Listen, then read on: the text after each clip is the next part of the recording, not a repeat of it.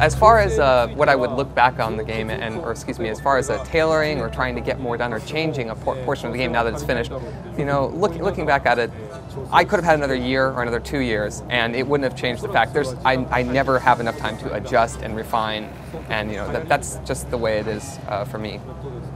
Well, you know, thinking about the typical development process, the trend seems to be that when you finish a game that you've been working on for so long and breaking your back over, you kind of don't want to look at it anymore. You know, you're done with it.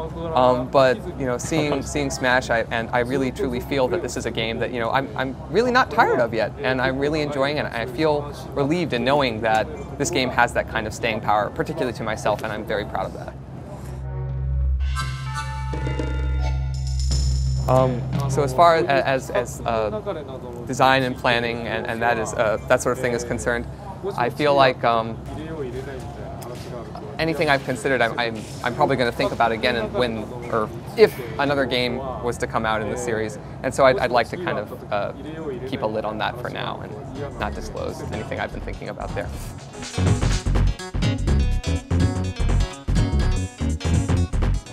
Well, when I first started making Smash-bros-Brawl, especially, particularly between friends, so friend matches, I thought it would be wonderful to have both voice chat and potentially keyboard-based chat as well.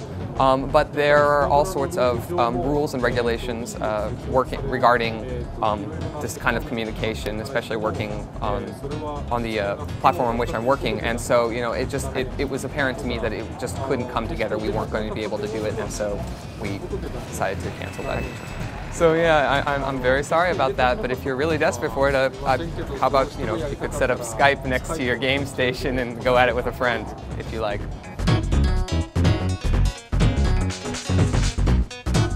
So as far as just sort of thinking about the characters, adding characters from other series and from other worlds, really, so from outside the Nintendo world, is an incredibly difficult process. In some ways, it's more difficult than just building a game from the ground up, because you're really trying to make everything match.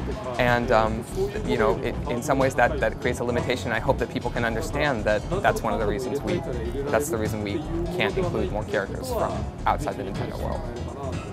And of course, you know, I believe that when you increase the number of worlds, you're also increasing the number of people that could potentially enjoy that, you know, the video game and the different series that you're putting in there. But that does present a problem, because having these non-traditional, non-Nintendo characters in the game, even with just Snake and Sonic, has resulted in a number of people who do dissent in seeing these characters put into the Smash series. And so it's not a simple matter of just simply adding as many new worlds and new characters from different games as possible. You know, you can't be careless in doing that sort of thing. You need to be careful. And so even within, you know, internally and externally, there have been people that have raised objections to it, and so that's another reason.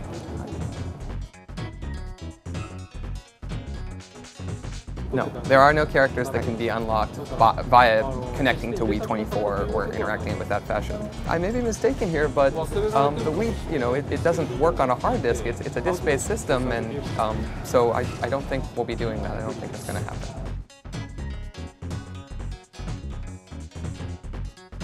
Well, the series has already come 3 iterations, and so, you know, I can't certainly say with 100% confidence that there won't be any additional Smashes or Smash games ever. But at the same time, I'd really like to note that I feel like with this current game, with Brawl, there are already so many modes and so much to do that it's really hard to exhaust what you can do with this game. And that I'm really against the idea of merely, you know, creating a sequel that would add modes or increase the number of characters in the roster. All those sort of things that just simply fatten up the game are something I'd like to avoid if a sequel ever came out.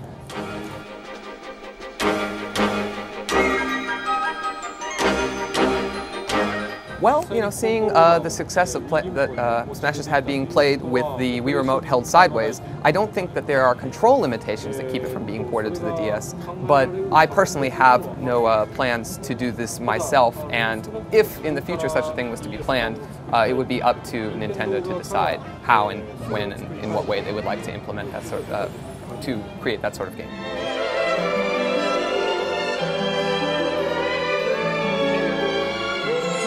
Well, I'm sure that, people hitting ranks 1 through 10, were there such a ranking system, would be incredibly pleased with it and having a lot of fun. But, it's not all fun for everyone involved, per se, were such a system to exist. I was asked this time around to try and get Wi-Fi into the game, and so certainly we've managed to get, wireless battles so you can play with people in other places. But it's really a game that, in my mind, has been designed to be played with a smaller group of people, be that a group of friends or within your house, your family members,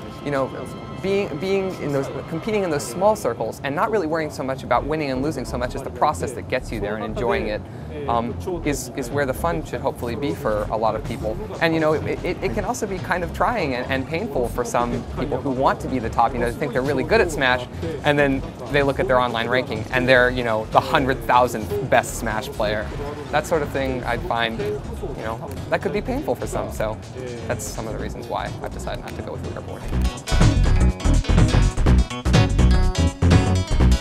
When thinking about this game and when realizing that we were going to do Wi-Fi, we had to think a lot about the whole idea of net communication, communicating over the internet, and understanding that when we were doing this, one of the things that we paid a lot of attention to was the fact that there are a lot of unpleasant experiences to be had out there, be that being insulted over the internet or that sort of thing, and it's one thing if you're used to it, if you're playing a first-person shooter online with 16 people and these guys and they're trading things back and forth and yelling at each other, that's all well and good, but when you've got new people, and one thing I've aimed to do is really to bring new people into the fold, and if this is their first online experience, I want it to be a pleasant one. I want to dodge and avoid those kind of situations that could make the whole experience online psychologically damaging or unpleasant. So that's one of the reasons we've decided to not include that feature.